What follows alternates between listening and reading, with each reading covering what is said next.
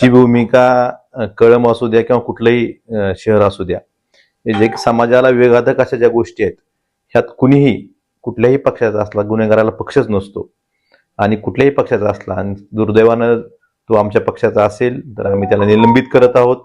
आम्ही अशा कुठल्याही प्रवृत्तीला थारा देणार नाहीत आणि इथून पुढच्या काळातही माझी गृहमंत्र्याकडे हीच मागणी आहे की जिल्ह्यात जे ड्रग्सचं प्रमाण वाढलंय, आपण छोट्या छोट्या शहरात सुद्धा ड्रग्स मोठ्या प्रमाणावर येतंय, ह्या ज्या रोज बातम्या येतात यासाठी स्पेशल नार्कोटिक्स युनिटची स्थापना केली पाहिजे आणि ह्याची पाळेमुळे खोडून काढली पाहिजे आणि ह्यात कुणी जरी असले तर ह्यांना अजिबात सोडलं नाही पाहिजे, अशीच माझी गृहमंत्र्याकडे मागणी आहे. ग्रामीण भागापर्यंत ड्रग्स पोहोचले ही खरंच दुर्दैवाची गोष्ट आहे.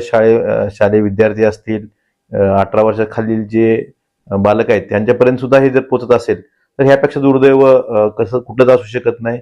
आणि ही जी गुन्हेगारी वाढते किंवा हे ड्रग्सचं प्रमाण वाढते, ह्याला एका बाजूला जे अवैध धंदे आहेत हे स्वकारणीभूत आहेत, ह्यावरही पोलीस प्रशासन आळा आणला पाहिजे आणि इथून पुढच्या काळातही आमची जी भूमिका पहिली होती तीच इथून पुढच्या काळातही असेल. या अशा व्यवसायात कुणी जरी असलं तरी यांना थारा अजिबात दिला जाणार नाही आणि यांच्यावर कठोर अशी योग्य ती कारवाई, वस्तुनिष्ठ कारवाई, जी कुणी जरी असलं तरी, कुठल्या पक्षाचा कुठल्या ह्याचा तुम्ही बघू नका, जी योग्य कारवाई आहे, जी वस्तुनिष्ठ कारवाई आहे ही झालीच पाहिजे असं आमचं मत आहे. राजाश्रय कोणाचा आहे त्याला?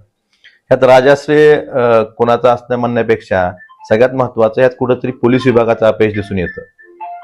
ह्या मोठ्या प्रमाणात ड्रग्सचा एक ग्रामीण भागापर्यंत ड्रग्स पोहोचत असतील तर यांचं इंटेलिजन्स काय करतंय किंवा ह्यांचं जे बाकीच्या गोष्टी आहेत, स्पेशल नार्कोटिक्स युनिटची स्थापना झाली पाहिजे, ह्या सगळ्या गोष्टी यात पोलीस विभागाने अधिक सक्षमपणे काम करणं गरजेचं आहे आणि या ड्रग्सची पाळेमुळे खोडून काढणं गरजेचं आहे असं मला वाटतं.